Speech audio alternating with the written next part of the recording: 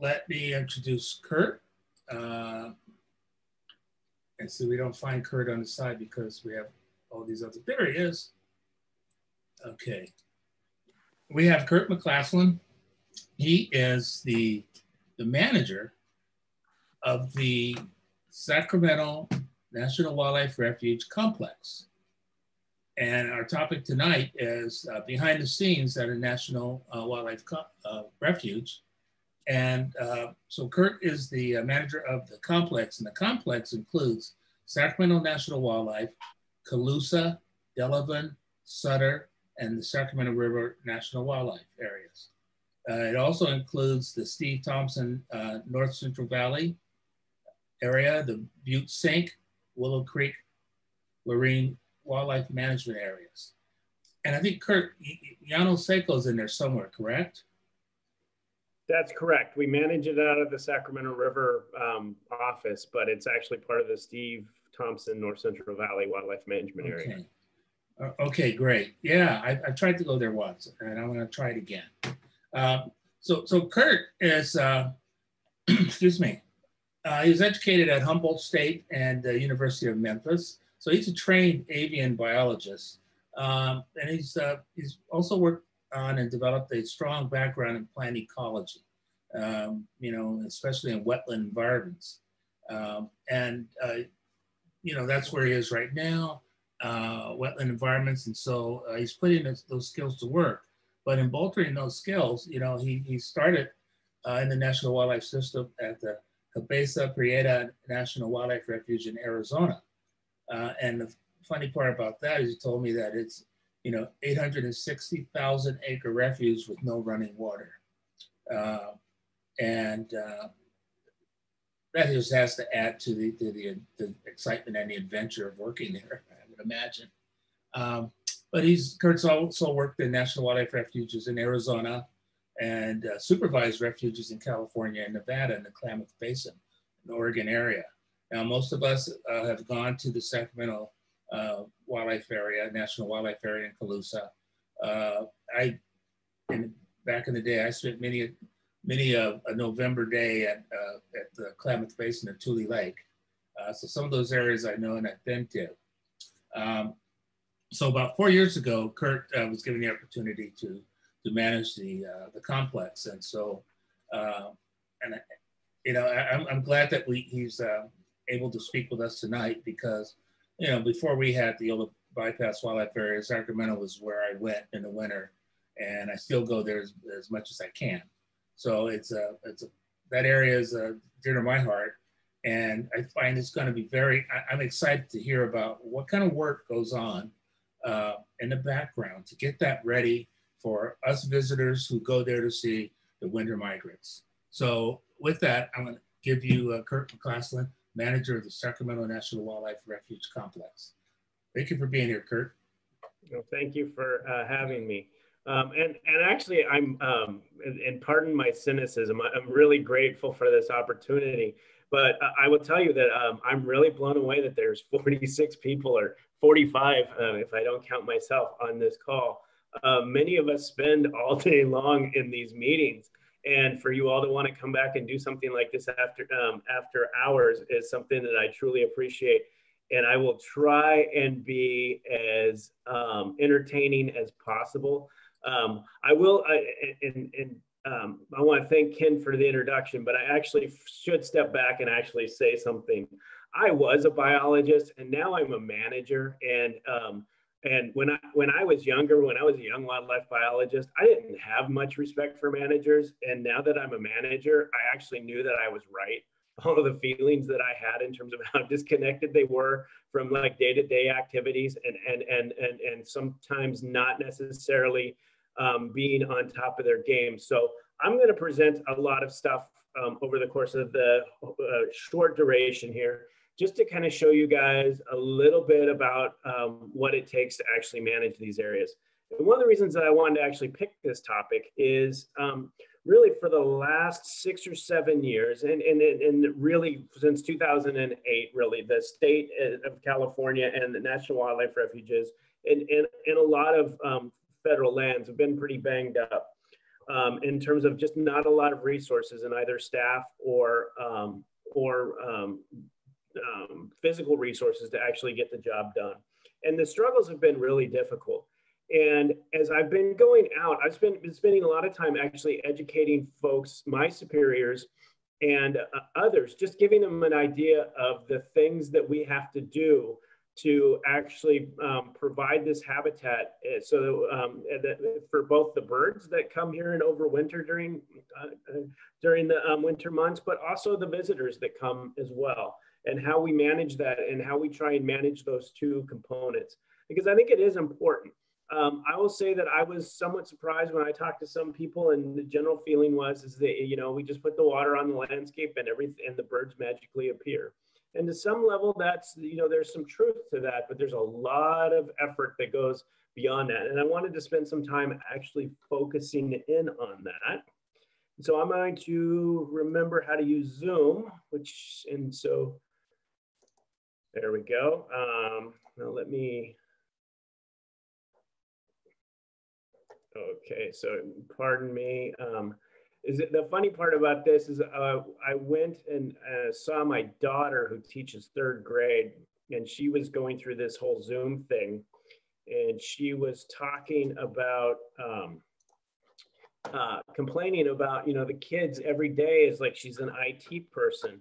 And then I went back to work and I started working on a Zoom meeting, and I realized that my daughter was, you know, when she was yelling at the kids, was pretty much what my coworkers were doing when they were yelling at me on how to use a Zoom meeting. Okay, so hopefully, and I'm sorry, I'm actually having a bit of a technical difficulty with my mouse. There we go. Okay. So hopefully that's full screen, just checking in with folks. Is that? Yes. Yes. Okay. Thank you. All right. So I'm going to go briefly a little bit over the complex. I think many of you have been there, and I'm trying to respect that. But just to kind of give an overview of the Sacramento Valley and the importance of both the refuges, the National Wildlife Refuges, the state wildlife areas, and quite honestly, some private conservation lands, and the Sea of Rice, in which these little islands or pockets of conservation are surrounded by. So we'll start off kind of with a quick when, where, and why for the complex. There's 5 National Wildlife Refuges, as Ken said. The first is Sacramento National Wildlife Refuge, which is about 10 miles south of Willow, California. It was established in 1937. It's about 11,000 acres, and objectives have been to provide winter waterfowl habitat, alleviate crop depredation, preserve flora and fauna, just the diversity of plants and animals, management-oriented research, which has been very important for us, and it's a legacy that we gladly continue with fine institutions such as the University of California, Davis. We do provide threatened and endangered species habitat, and we provide a lot of visitor services: hunting, wildlife observation, photography, environmental education, interpretation, and fishing is actually just on the Sacramento River National Wildlife Refuge. The next refuge that we have is just south of the Sacramento National Wildlife Refuge, which is Delevan, which is about 5,800 acres.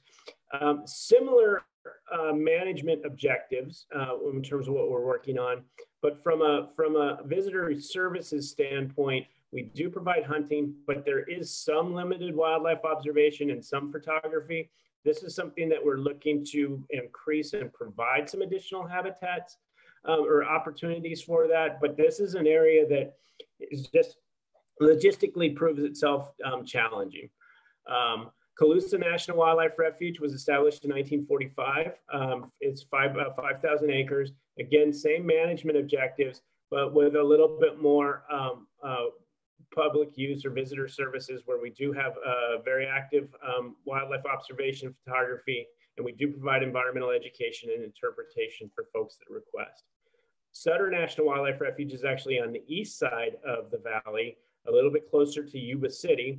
A big portion of the refuge is actually within the Sutter bypass. It was established also in 1945. It has about 2,600 acres, similar management objectives, but limited visitor services, primarily hunting and some wildlife observation. We do have some trail networks that are available during the spring and the summer in that refuge. We also have the Sacramento River National Wildlife Refuge, which actually extends from Red Bluff all the way down to Colusa, within that kind of middle reach of the Sacramento River. And we have multiple units that occur within that reach, depicted here in yellow. And it is about it's established in 1989, 11,800 acres.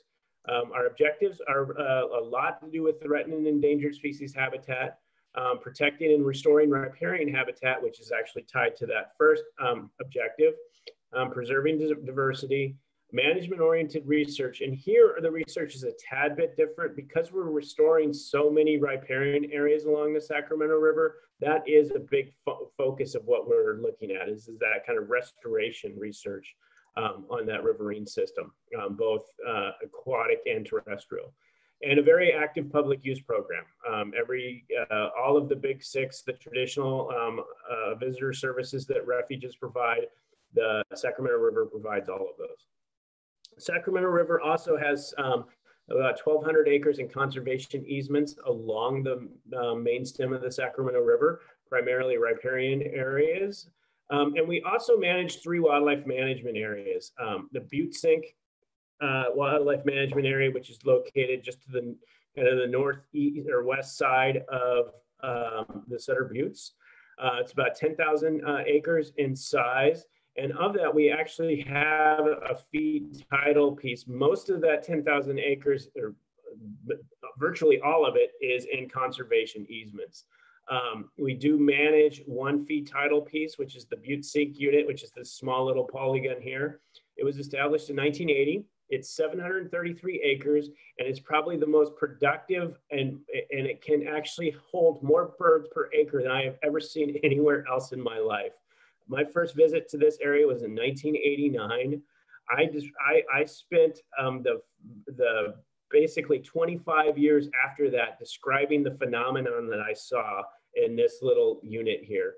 And when I had the opportunity to go back about 25 years later, I was amazed at how it was like I was there yesterday. The things that I had been describing over the course of the years, main parts were still there. Those main features were still there. The bird numbers weren't as necessarily as dense, but it's an amazing piece of land. Unfortunately, this is closed. This is actually in around a sea of, or this is a little island in a sea of private land. And it was basically surrounded by duck clubs. And the duck clubs could not necessarily get along very well. And so they felt that they needed a sanctuary piece where nobody would shoot, but they didn't trust anyone. So this piece was bequeathed to us, or basically offered to us for sale, and we purchased it, and it's an amazing piece. The objectives primarily for wintering waterfowl habitat. We have a large wildlife management area where we have conservation easements, and primarily what we manage, and this is the Steve Thompson North Central Valley WMA, which extends more or less from Red Bluff down into the Sacramento area, a little bit further down into like Stone Lakes area. And again, these are primarily conservation easements, but we do have two fee title pieces, and this is what Ken was talking about. This is the Llano Seco unit near Chico. And if folks have never been there, I encourage folks to go. The overlook, opportunities for photography for both waterfowl very close. This is a great place for cranes, but this is also a great place for eagles as well. Just an absolutely wonderful place to go visit. And that was established in 1989. These two units are 1,700 acres in size, very similar management objectives. And we do provide wildlife observation, photography, and environmental education and interpretation, especially it's so close to Chico. We provide those opportunities for the folks in Chico. And our last area is the Willow Creek Lurline Wildlife Management Area. And these are conservation easements primarily around duck clubs. that basically protect the refuge boundaries. So what this basically does is it creates a bigger kind of landmass of protected lands that are set aside. In some are in fee title as National Wildlife Refuges, and others where we have purchased the conservation and the conservation easement, so the right to development. And so these areas can be managed as duck clubs in private land, but the developmental rights are held by the Fish and Wildlife Service. So altogether, we hold about 70,000 acres. About 30,000 acres in fee title, about 32,000 acres in conservation easements. And really from Red Bluff down just almost to Yuba City, these little islands of protected wetland, upland, and riparian habitat. Actually, I do want to go back a little bit for this one. And then also one of the things, and I believe you all can see my mouse, but in this general area as well, there's also about 18,000 acres of state wildlife areas, with Gray Lodge being roughly in this area, and then the upper Butte Basin kind of in this little piece. And so, and those are important contributions as well in terms of the Sacramento Valley. And again, these are little islands of protected land, and they're in a sea of rice, which I'll get to in a moment in terms of how important that is. Just to talk a little bit about California's role in the Pacific Flyway. To me, it's a very important component. We can support 60% of the Pacific Flyway's wintering waterfowl population. And the Sacramento Valley supports, and this is old. I actually looked up the 2018 numbers. We were about 3.5 million ducks in 2018, 600,000 white geese and 300,000 white-fronted geese. And those numbers are a little off, and that our peak for geese actually occurs in November and December, and we do these counts around January. But even these numbers, the white geese and the white-fronted geese, those numbers continue to increase each year. And so every year we are facing more and more hungry birds that are looking to basically winter within the Sacramento Valley. On these protected lands, state and federal, and conservation easement lands, and surrounded by rice. And that's a very important role and a very important partnership in basically providing the resources, to allow them to stay healthy while they're overwintering, but gaining enough resources and reserves to basically make the migration again back north, and being ready to start the process of egg laying and reproduction. We take that job extremely seriously. Most of you have seen this before in terms of the significance of these wetlands in the Central Valley. Most folks have heard, 90–95% of the historic wetlands in California are gone, and the remaining 5% are pretty thin and pretty dispersed. And again, despite these losses, these birds continue to arrive. And in terms of geese, it seems like every year more and more geese are coming. And our mission is to provide a place to overwinter for them to rest and replenish and get their body reserves, and prepare them for that spring migration and that breeding event once they get to the breeding grounds. Given that we host anywhere between 3.5 million ducks and over 1.5 million geese every year, the importance of these wetlands are incredibly important. And again, the Central Valley, which includes those down in the Grasslands area and Kern, are important areas for waterfowl conservation. But in the Sacramento Valley in particular, when you talked about these private conservation lands, these duck clubs, a lot of these wetlands within the Central Valley, the greater Central Valley, are actually private, and these duck clubs or private sanctuaries. In the Sacramento Valley, these are areas that are surrounded by rice. And again, and that's really important, because the best way to describe how one of the reasons that we are so successful and so fortunate is that we do have these islands of conservation in this sea of rice. And so with this 500,000 acres of rice that's grown in the Sacramento Valley, even while it's an active crop, it is providing summer habitat for breeding waterfowl and shorebirds, as well as when the winter habitat is, when the burning was actually stopped and folks started to flood these rice fields to decompose the stubble, they were finding out that this was an important food resource for wintering waterfowl, and the birds are using it very heavily. In fact, now the salmon folks, the folks that are looking at trying to conserve and restore salmon populations, are seeing that these rice fields contain a lot of invertebrates that are very important and can be very useful of trying to figure out how you either get fish back up on the floodplain, or how you're able to get this invertebrate-rich waters into the Sacramento River to help those salmon as they're migrating, those smolts as they're migrating out to the ocean.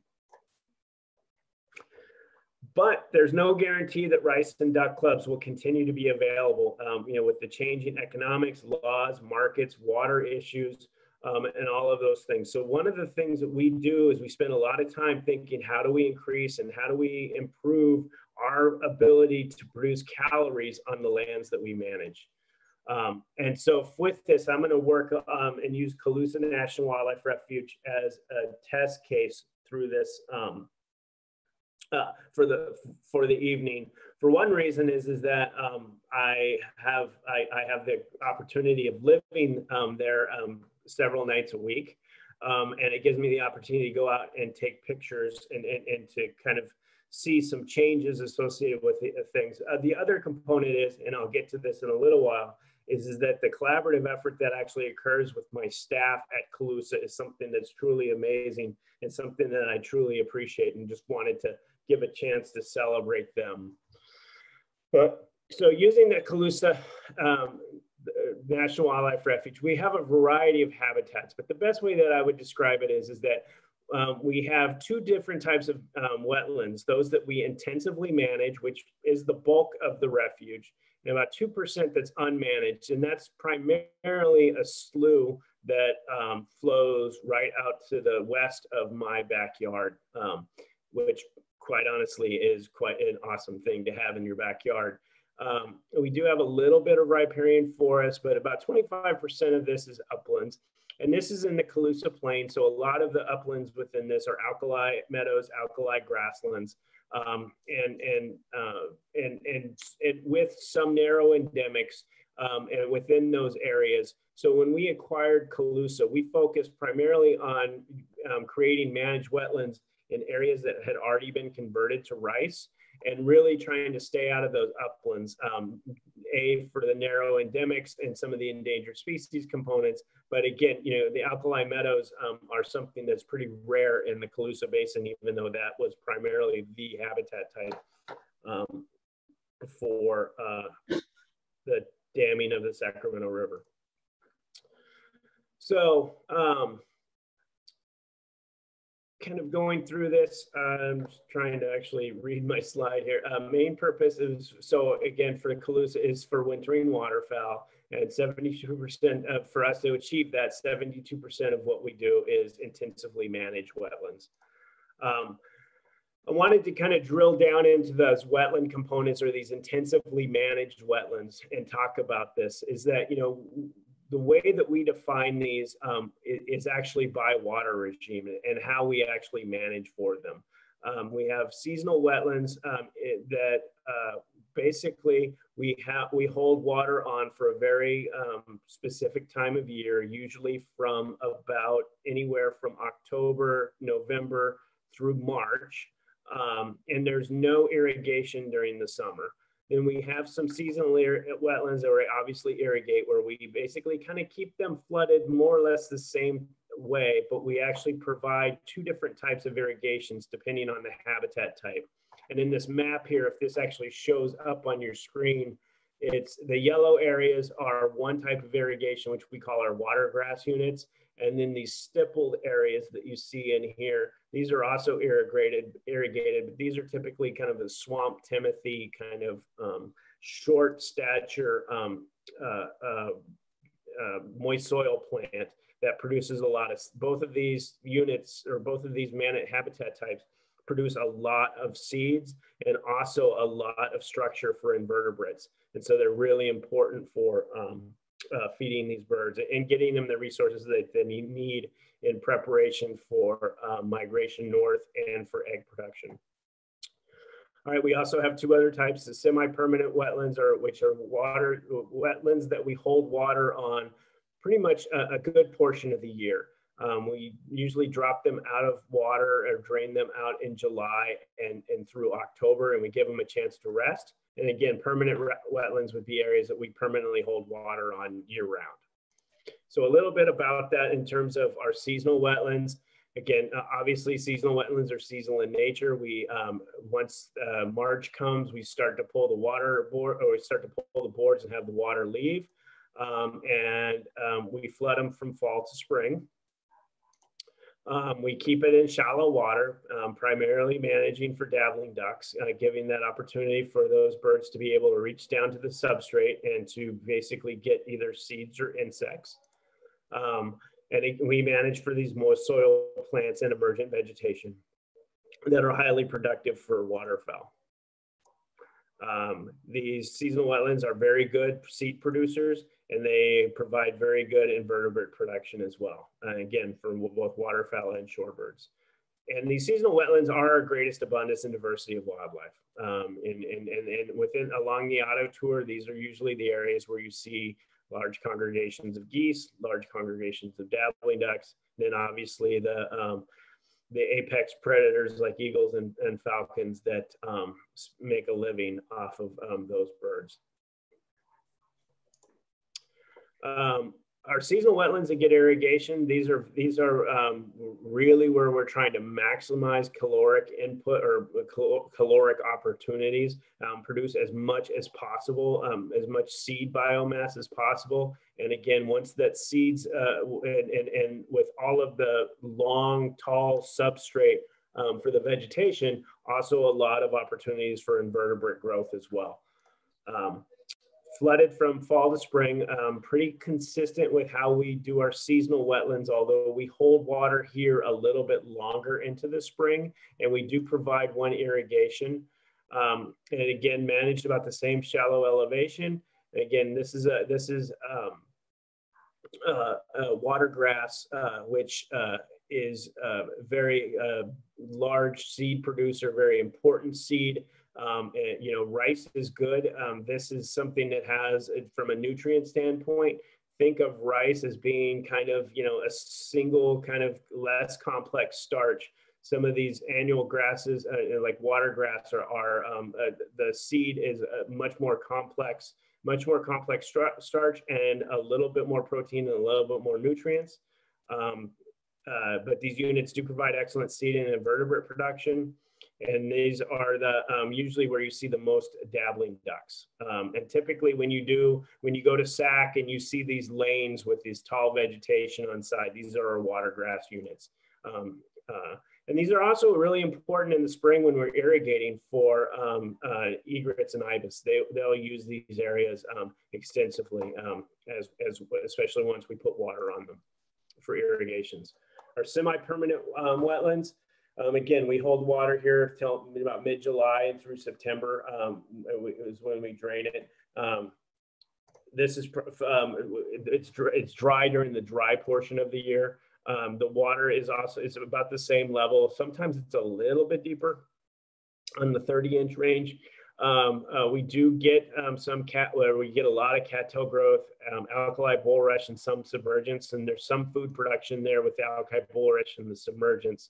And so the good tuber and invertebrate production. So we do get some food out of it, but it's important for our nesting waterfowl. And basically it's a good place for once those birds hatch, they get them out into this area and basically rearing these duck broods.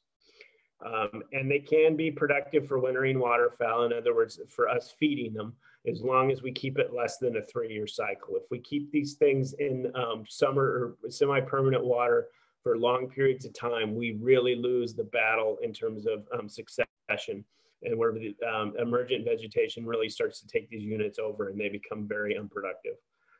And they're also important habitats for other wetland wildlife. We're finding, that tricolored blackbirds populations seem to be getting larger and larger in the Sacramento Valley, and the colonies are coming in, and we're successfully bringing them in. Ibis use them a lot, as do giant garter snakes. Our permanent water is flooded year round. It's a deeper water depth. It produces a lot of submergent vegetation. There's not a lot of food production in these units, but they are important for our resident species, and they're important for nesting waterfowl. But again, they're not that important for the millions of birds that are coming here for wintering, which is one of the reasons that we have such a, they're only 5% of what we manage for. So the tools that we use to intensively manage these wetlands, a lot of it is, water management. That's our main component.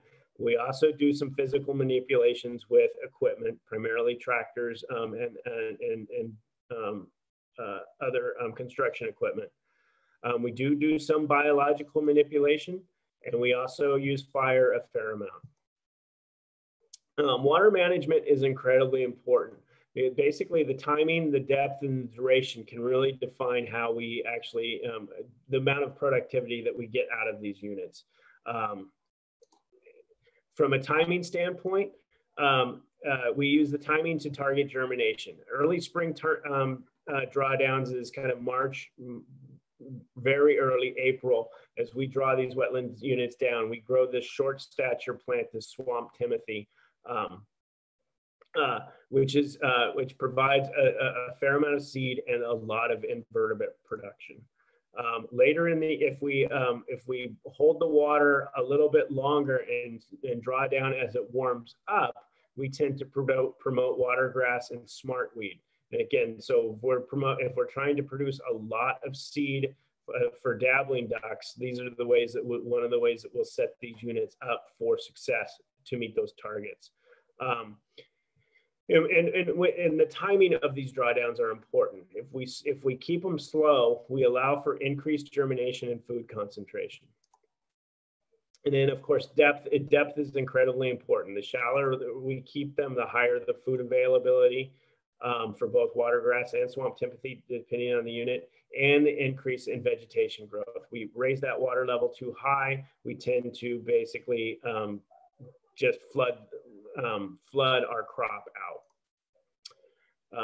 Again, the deeper component is you don't get the food availability and you don't get the veg growth. You tend to get these kind of open areas. And then duration. The longer you hold the water, basically the more vegetation you're going to get to grow, and including submergent vegetation, and the productivity tends to go down. And so what we do know is that from a duration standpoint, what we can do is when we pull the water off, we can apply these irrigations.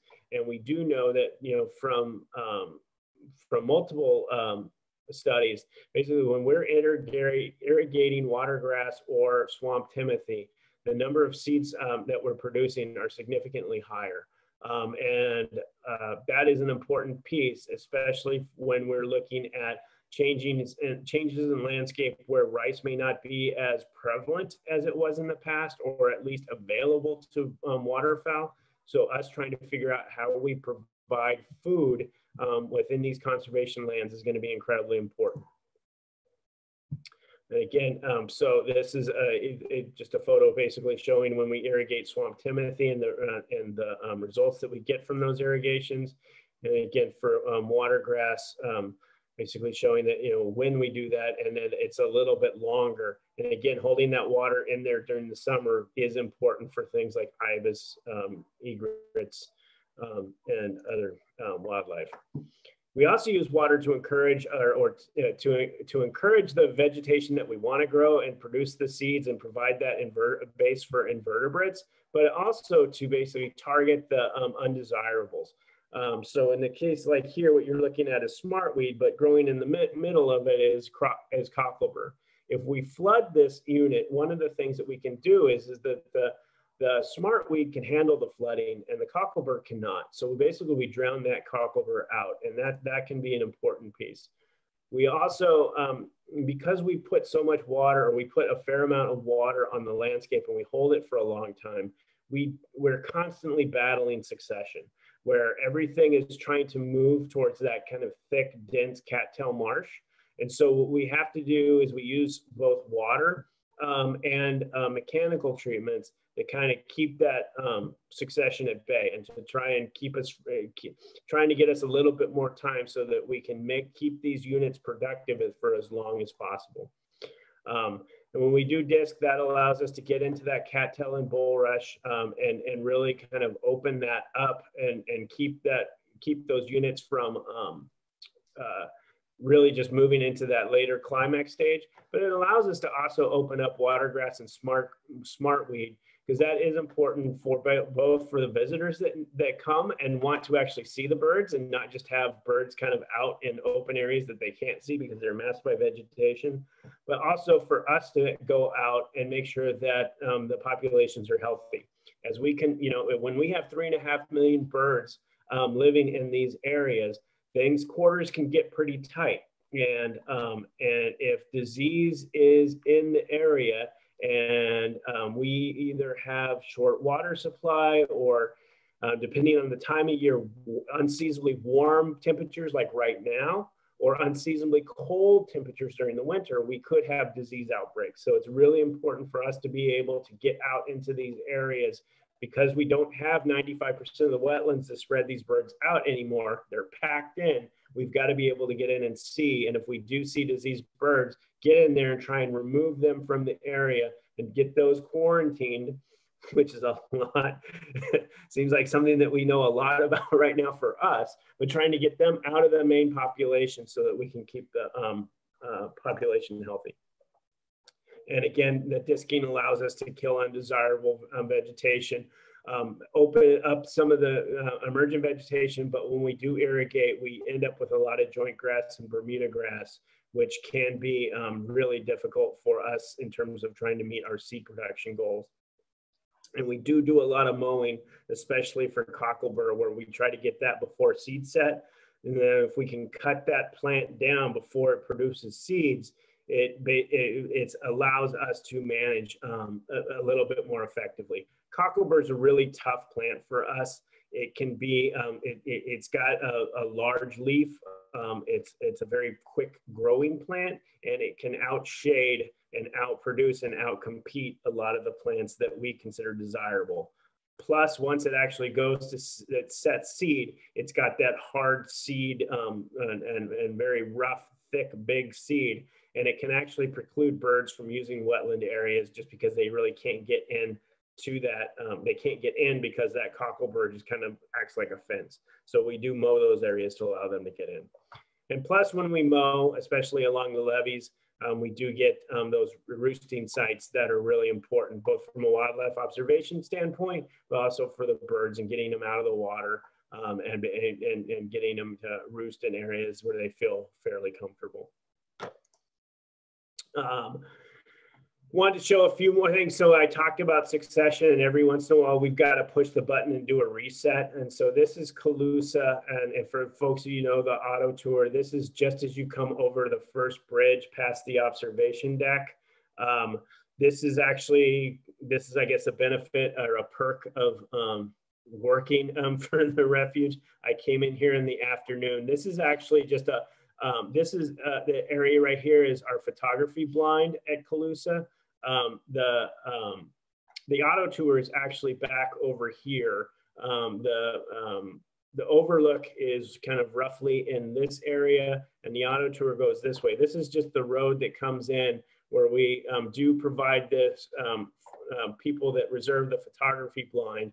This is all submerged with water, it's underwater, but we have gravelled this basically to allow folks to bring out their camera equipment and make sure that we don't, damage expensive equipment, but give them an opportunity to go through.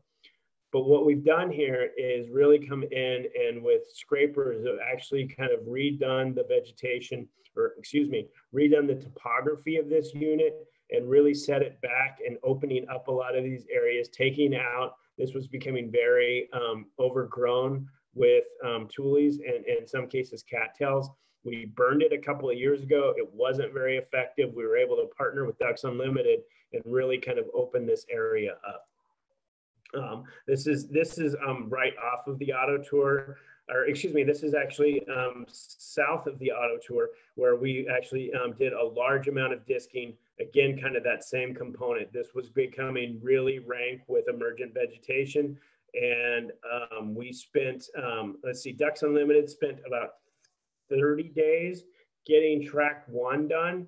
We probably spent about 20, 25 days with 2 operators in here disking these 3 units and getting them and setting them back this year. And again, you know, mowing cocklebur is something that we consistently do throughout the year. And when we can't get the irrigations on before the cocklebur goes into seed set. We also do some grazing, not as much as we would like. I would say that, you know, the cattle grazing on our annual grasslands would be something that's really important. It's just really difficult for us to manage cows and trying to actually find people that are willing to do this for us. And it's a challenge. But it is effective in our alkali meadows, especially in areas where we have some narrow endemics. We have done some experimental studies and have shown that grazing actually helps those narrow endemics. We do use a lot of sheep, especially at Colusa, to control things like yellow star thistle and pepperweed. We also put them in our wetland units to deal with aquatic primrose. And aquatic primrose is something that is a real challenge for both the rice industry and for wetlands, in that they can really just choke out our delivery systems and is really kind of deleterious for what we try to do. We have used goats on the Sacramento River, but that's a topic for another day, other than they are very effective at maintaining fire breaks. Now, fire manipulation, we do a lot of fire, including burning uplands that we, once they're burned, and then if we burn them during the winter or early spring, and then if we get rain afterwards, produces a pretty quick verdant crop of short grass, and the geese absolutely love that. And we burn a lot of our overwater, we do a lot of overwater burns in the spring before birds start to breed. To try and open these areas up, especially if we're going to try and manipulate the area. It's really difficult to try and move discs and other heavy equipment into this very thick vegetation. We just can't, even with a tractor, with heavy tractors and trying to pull discs through it, the vegetation just kind of rolls up and the disc isn't allowed, we can't get it into the ground to actually cut. And within our upland areas, especially like at the Llano Seco unit, we do a fair amount of fire, which we manage both for invasives, but also just for thatch removal. And within the Llano Seco area in particular is an area that we see a lot of positive responses from both white fronts and snow geese, utilizing that new growth after fires. All right. So just kind of going through, kind of talked about all of those strategies in terms of what we do. And here I just wanted to kind of show a couple, just to kind of what this looks like over a course of time. And I will say that this was a real struggle for me. I had a much better plan, but COVID came in. And this plan was before I even knew we were going to have, that I was going to do this presentation. But in the time of COVID, we had the fires. I had a phone malfunction and then also a camera malfunction. So I have multiple cameras. I was dealing with smoke and quite honestly, equipment breaking down. This has been a really challenging year for all of us. So anyway, this is one of the watergrass units right on the auto tour. And in fact, this is as you cross over the second bridge, and it's the farthest north that you get on the Colusa Auto Tour, and it's heading west towards the western boundary of the refuge. This is looking south. This is one of our watergrass fields. What you're seeing here in the foreground here is watergrass, and this is the darker green vegetation in here is smartweed. incredibly strong seed producers. And I'm trying to actually key off of this patch of tules back in the distance here, but just to kind of show, this is what it looks like in early September. And what we do is we come in and mow. And again, my apologies, different cameras, smoke is in the air everywhere. This is that tule patch that I was speaking of. What we do is we try and open these areas up. We try to provide viewing lanes for both the public and for biologists that actually go in there, but to also open these areas up so once we start to flood them, there are opportunities for the birds to come in. And then what also is important is what we do is we'll mow these little islands here and try and take all the vegetation off of those. And that becomes important, and hopefully it'll be instructive as I kind of continue on. So as we start to put the water on, you can see how these areas have kind of been opened up through the mowing. And this is, I think this is like about 3 days after we first started putting water on. And as water starts to accumulate, what you'll see is a lot of the mowed vegetation will start to kind of break down, and the viewing lanes and the little holes start to become a little bit more evident. And then basically, and then once the birds actually show up, they basically move very heavily into these pockets. And again, provides those viewing lanes, but also this is an incredibly rich resource. When we open this up and we mow it, and with that grass and the smartweed that's been cut, and when we start to flood it, what you'll see is as those seeds starting to soften. And it's really, we time it about the time that the white fronts come in, and especially because white fronts and sandhill cranes absolutely love to move into areas that are just flooding. And one of the reasons for that is I think it's just a foraging efficiency component. Those seeds are breaking down. They're not really hard to find. It's kind of easy to go through. Same with the cranes, although they're not necessarily foraging on that. They're looking at mammals, anything else that's kind of moving and trying to avoid that flooding. They're always following that new water. Okay, let's see. So this is another watergrass unit. This is actually looking south. Again, cutting the lanes in. We've got we've mowed the island there. Water starting to come on, going through as this starts to get cleaned up. And the birds start moving through and getting the large concentrations fairly quickly. And again, providing those viewing opportunities for both visitors, but also for our biologists, making sure that these populations are healthy. I did want to show this a little bit, and I wanted to talk a little bit about staff at Colusa. We're really blessed at that refuge in that the past manager that was there is an excellent photographer and a carver and a really good biologist. And the biologist that oversees Colusa is an artist in her own right. And the two maintenance folks that work there are actually really avid duck hunters, but they really are excellent listeners. And this concept of, they all brought something to the table and they all listened to one another. And basically what they were able to do is to create some visitor services and visitor opportunities here that basically factor in like the hunter's knowledge of how birds fly during certain weather patterns, to the artists who are looking at how do you maximize light, how do you include structure, how do you set up something in a viewfinder. And I'm not an artist, these folks are. And through those conversations, they've really been able to craft some things that are really important. This is kind of on the northwest corner of the Colusa Auto Tour. And I just bring this up because I always have great viewing experiences in here, but it's really just created to be a mallard kind of hole. A place where mallards can come in. It's got a lot of structure. It's got a lot of the habitat types that they really crave and seek out. And you can see that once they've come in and they mow and they start putting water in, the things that start kind of going in over time as this starts to kind of clear up and the mallards start showing up is they really start using these areas.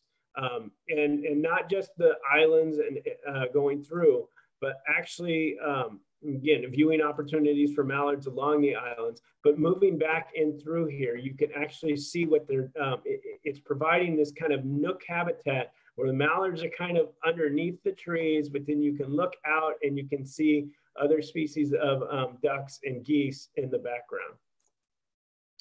And and for whatever reason, this is always, if folks like to actually get photographs of banded birds, this little section here, you almost always seem to find them. One of these birds has a band. I just picked the wrong photograph, and my apologies for that.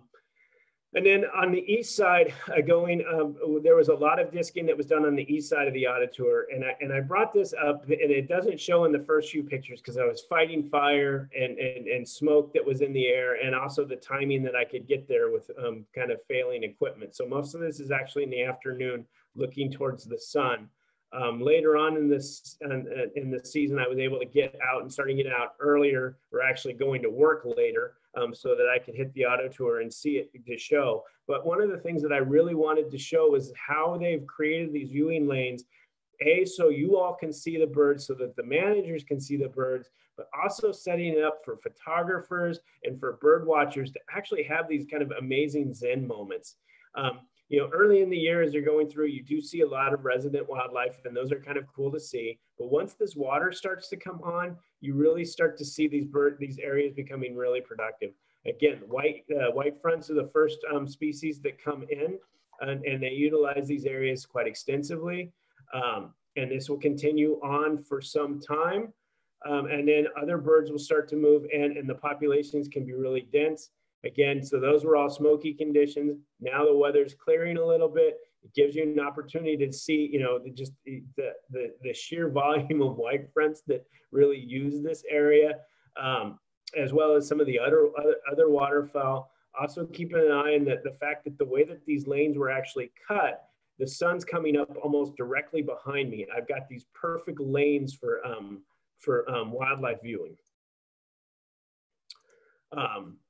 Just to kind of go through the kind of assortment of those pieces. And again, seeing the opportunity, and just even early in the year, when there's not a lot of water on the landscape, how important these first little wetland units are for these early arriving birds.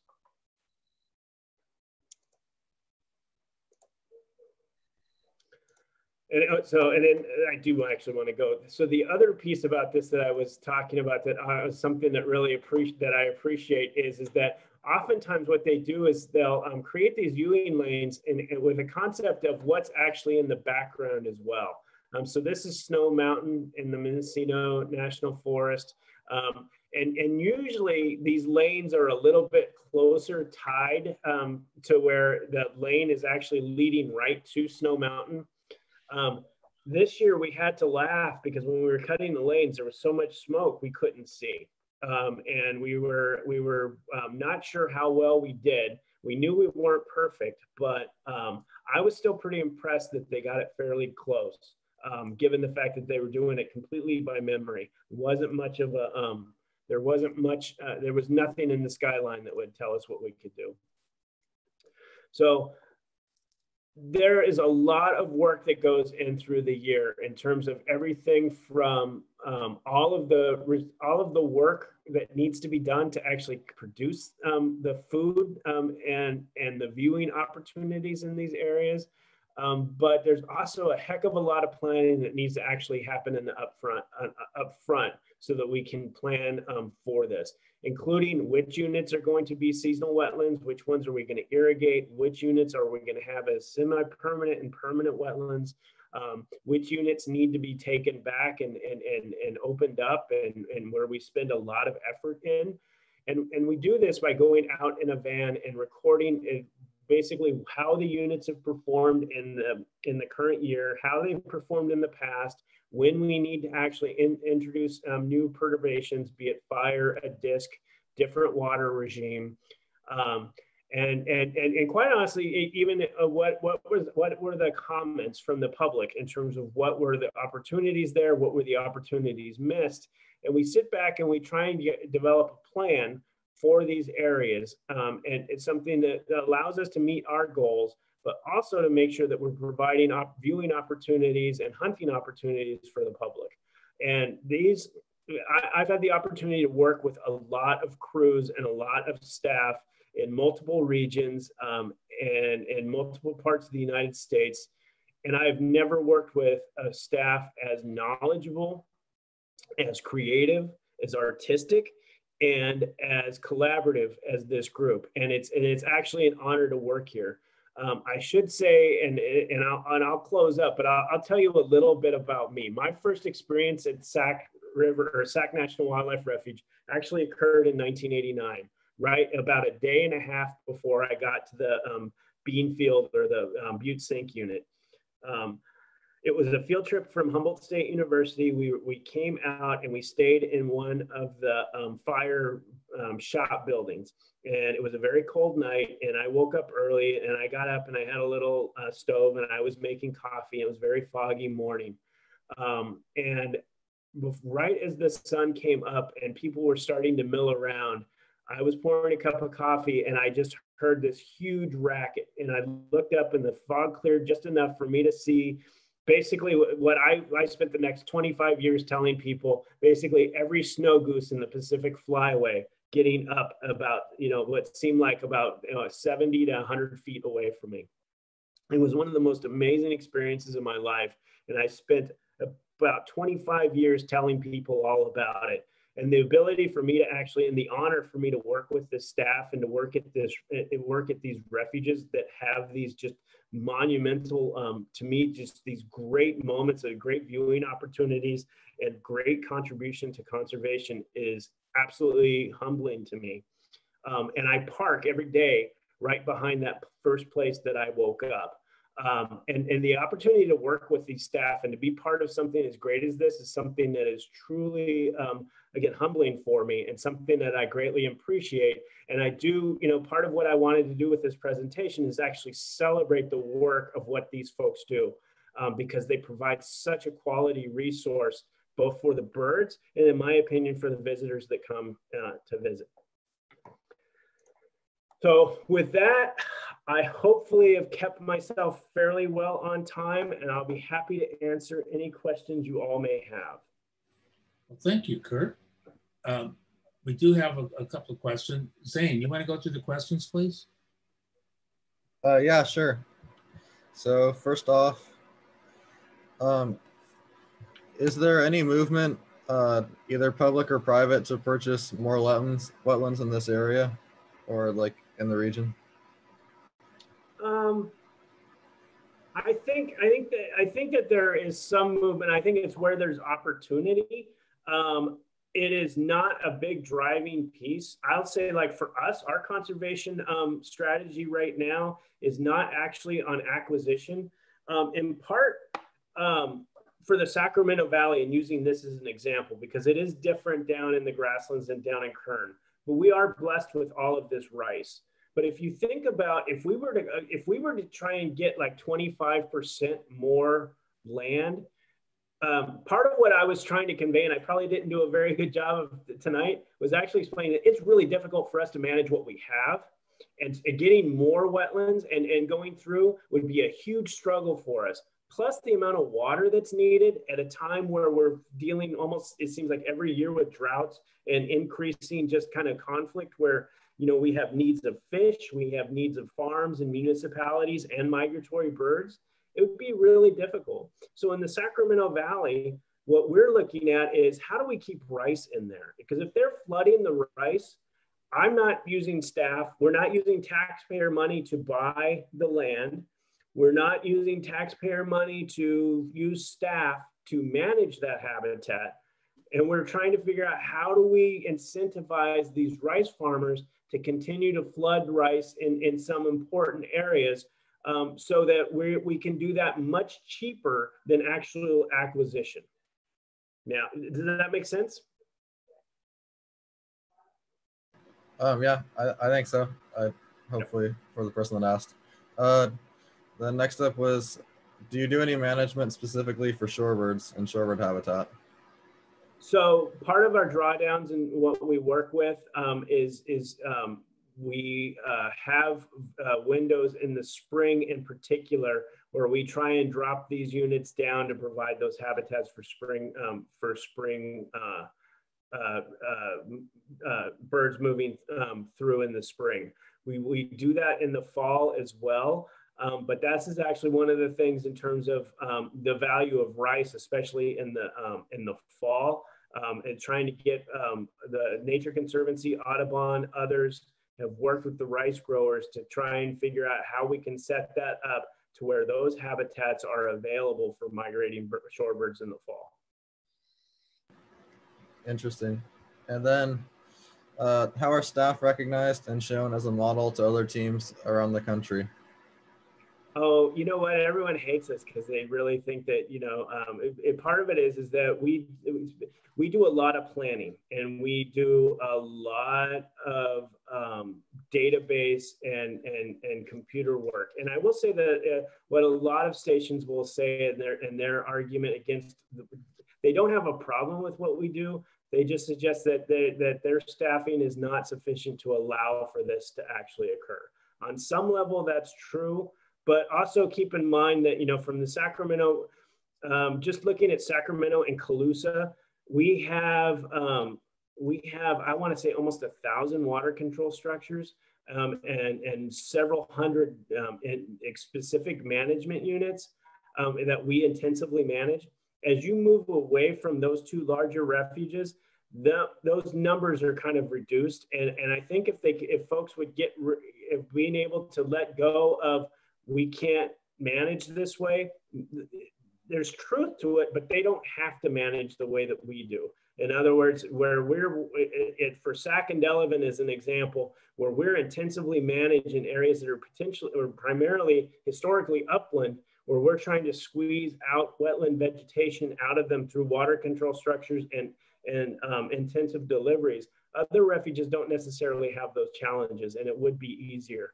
Some folks use it. There's several. We do host every year. There's usually 2 or 3 different refuges that visit and then try and actually pick up our system.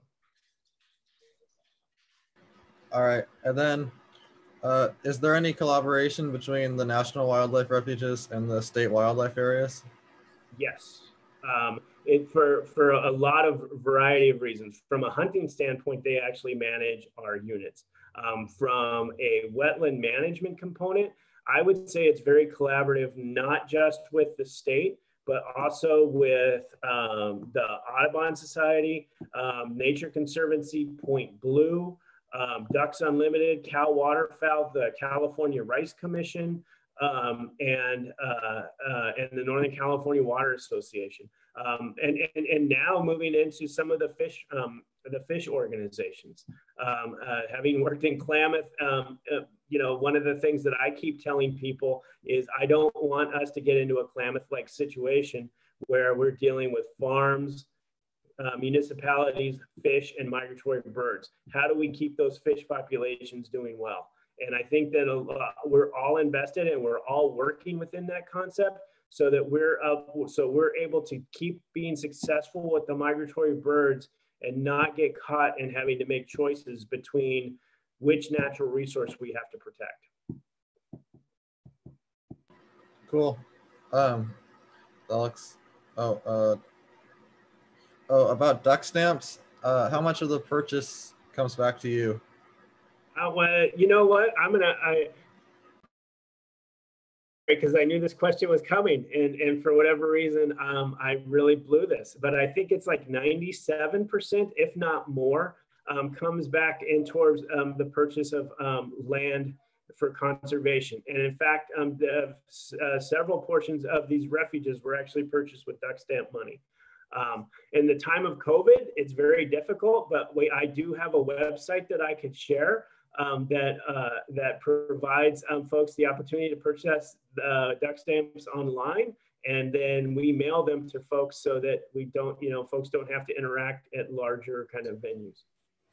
Okay, that's great, Curt, because we can put that, if you send me that information, we can get that on our Facebook page and on our website.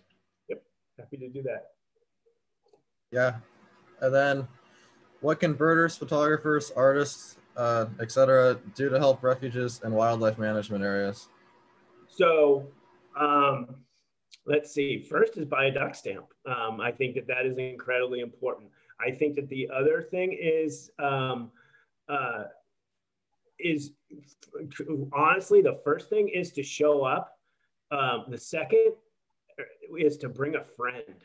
And I can't stress this enough. I think that, you know, for my opinion is, you know, we spend a lot of time trying to define our relevance in a constantly challenging and changing landscape. And having people that actually come out, experience, and become engaged and become become advocates for these resources is incredibly important. And I would say through the course of my career, I would say that a lot of us advocates are getting older. And, you know, Zane, you are a bit of an enigma. I'm glad, but how do we get like 1 million more of you? And how do we do this? And so that's one of the, to me, that's one of the things. And I will tell you, social media, and especially for photography, I think that's an important way to go, is to be able to show those pictures and show people what they can see, and seeing where we have those opportunities, and provide those, and then to provide that mentorship so that folks feel welcomed to come out there. It's not just this kind of big, scary nature place that they don't know and it may not have anything, but taking someone that's never been to somewhere like this, showing them, teaching them some things, getting them interested, and hooking them so that they can be advocates in the future. Yeah, Excellent. That's excellent. Yeah, I think that's it. That's all I see. Right. Well, Curt, I really appreciate you taking the time to take us on this little journey through the, you know, just what you and your incredible staff do to get these areas ready for the birds and for the visitors. We had a person who had mentioned that they had no idea how much work it takes at a refuge to get it ready for when we go out there to see it, what it took to take it, to get to look like that. And that is one of the, you know, when I contacted you, that is what I wanted, the message I wanted to get out to our members. And I really appreciate you delivering that. Yeah. And it was a fantastic talk. Really like it. One more question too. If the drought continues, what effects will that have on your refuge water supplies? So short term, we're fairly blessed. We are part of the Central Valley Project Improvement Act. So by federal law, there are 17 refuges, both National Wildlife Refuges, wildlife areas, and some resource conservation district lands from the Sacramento Valley south to Kern that by law have a dedicated water supply. And so during periods of drought, one of the things that happens is if it is considered if it is classified as a legal drought, which has very specific legislative descriptions, we do get reduced to a 75% allocation. So we do get less water.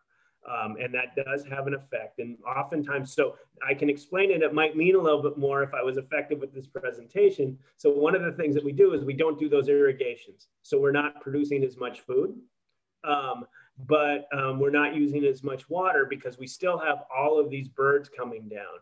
And so what happens is behind the scenes is those collaborative pieces really come into play.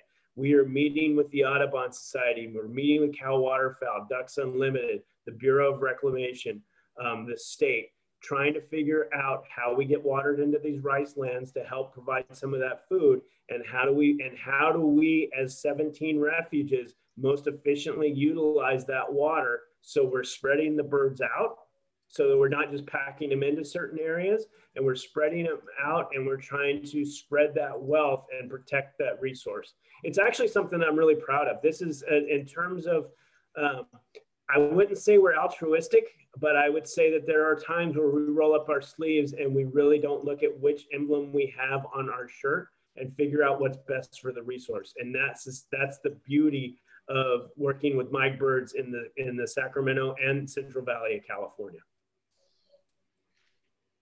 Oh yeah, cool. Thank you. Ken, this last one is for you. Will this program be posted elsewhere for others to view that were not here tonight?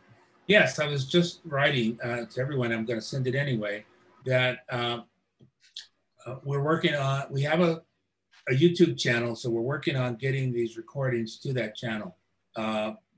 Please be patient. This whole thing is very new to Yolo Audubon and to me, and getting videos like this, especially getting videos like this posted on a YouTube channel. But that's where we are, that's our plan, is to have last month's and this month's programs posted on our YouTube channel that we just got, I guess it was last week.